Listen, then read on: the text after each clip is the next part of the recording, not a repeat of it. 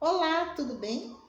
Hoje eu vou passar para vocês o meu terceiro vídeo que eu prometi falando sobre dívidas. Esse assunto muitas pessoas não gostam de falar, mas eu diria para você que não adianta a gente esconder a sujeira debaixo do tapete, porque uma hora essa sujeira ela vai sair. E é um assunto muito importante, muitas pessoas estão, inclusive, se suicidando por conta dessa questão das dívidas, e isso é um assunto que requer todo o cuidado de todas as pessoas que são envolvidas em relação a isso, sejam os políticos, sejam as instituições financeiras, seja nós educadores financeiros, e esse assunto é um assunto bem sério, né? Então, eu espero que vocês estejam gostando das informações que eu tenho passado nesses vídeos que eu tenho feito nesses últimos dias, nesses últimos tempos. E a ideia aqui é justamente passar aquilo que eu sofri na pele. Então, assim, eu sou uma ex-endividada, eu sou uma pessoa desorganizada financeiramente. E por quê? Porque eu era irresponsável? Não, eu nunca fui educada financeiramente. Eu não vou colocar a culpa em ninguém, porque eu simplesmente antes pensava como qualquer brasileiro. Ah, eu vou parcelar isso aqui, vou parcelar em 10 vezes, 12 vezes, 6 vezes. A gente não olha, infelizmente, a gente não olha o valor final do que a gente está pagando, a gente só olha o valor da parcela. E isso dá uma dor de cabeça, nem me fale. E aí, o que desencadeou tudo isso?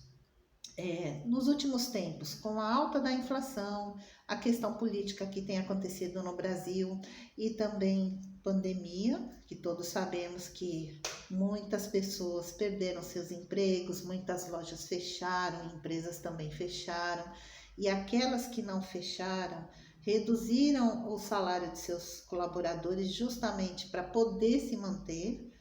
Então, assim, só que tem um pequeno detalhe. As contas não pararam de chegar, as contas continuaram a chegar, você tinha que arcar com seus compromissos, e isso desencadeou o quê? Uma alta demanda no volume de empréstimos no país.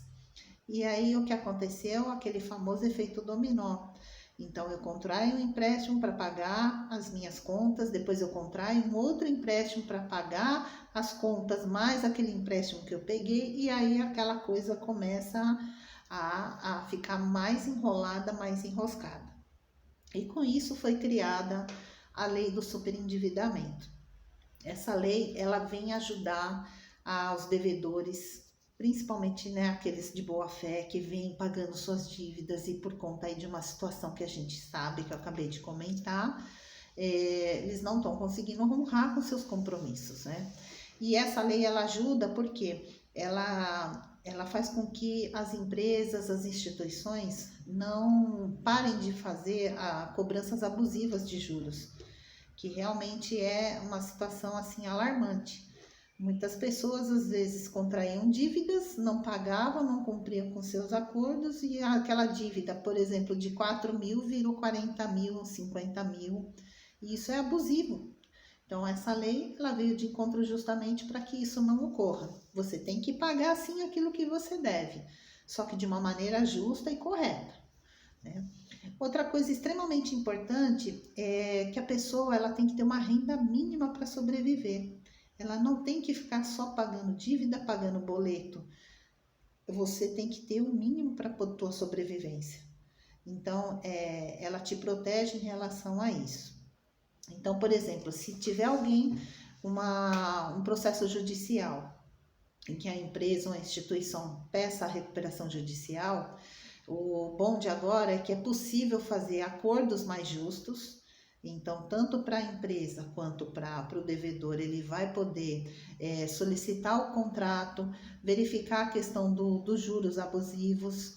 Existe um novo plano de pagamento que essa pessoa ela pode contratar dentro daquelas possibilidades que ela possa pagar, não aquilo que a instituição ou a empresa queira receber. E o prazo também, ele foi estendido. Antigamente eram até 24 meses e agora você consegue estender por até 5 anos. Isso justamente para que as pessoas possam se recuperar financeiramente. Só que assim, o devedor, ele vai passar a ter, ele passa a ter essa renda mínima de sobrevivência e durante esse processo todo, ele não vai conseguir contrair nenhum tipo de empréstimo. E tá certo, gente, porque assim, o que acontece com nós brasileiros? A gente tem um hábito muito ruim, a gente vive num determinado padrão de vida. Quando você perde renda, como tem acontecido, porque se você for ver de março de 2020 até agora, agosto de 2021, quantos por cento teve aumento em relação à alimentação, luz, combustível?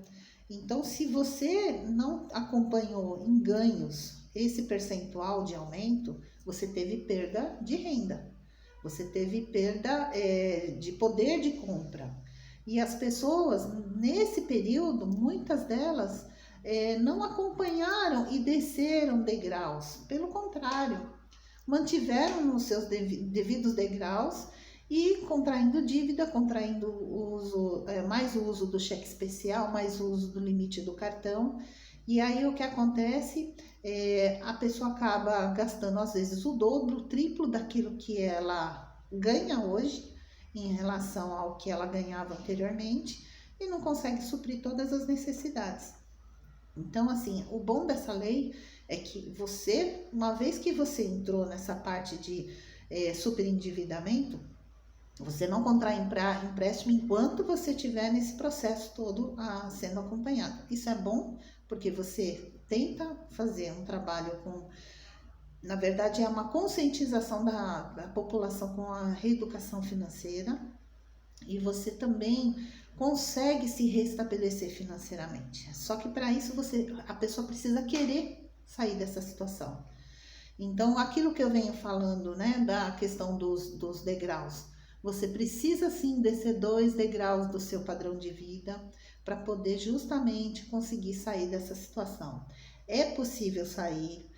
Eu vou falar para você, é uma coisa fácil? Não, é desafiador.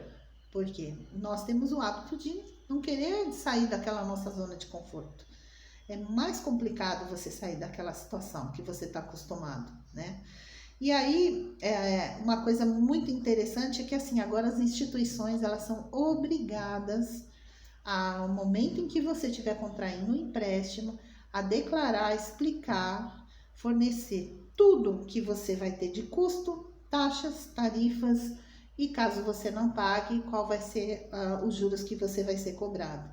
Isso sempre teve, só que naquelas entrelinhas bem pequenininhas. E quando você ia ver, você caía de costas com o valor de juros que você estava pagando, ok? Eu espero que eu tenha ajudado.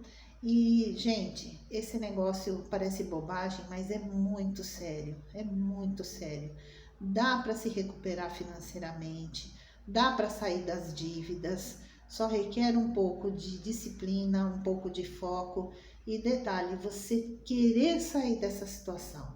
Eu diria que num processo aí de 6 meses a 1 ano, você sai dessa situação e você consegue voltar a ter um padrão de vida bom, podendo fazer uma organização financeira melhor, planejar suas compras, não comprar por impulso.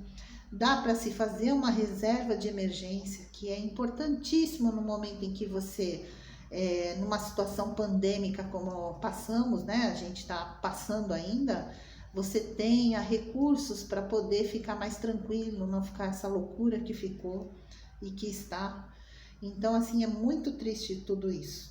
Então, vamos nos conscientizar, vamos sair dessa situação. Eu tô aqui, aquilo que vocês precisarem, e se eu conseguir sair, qualquer pessoa consegue sair, ok? Espero que tenham gostado e continuem me acompanhando. E, por favor, deem os seus comentários a respeito, se estão legais as minhas informações, ok? Obrigada, até mais!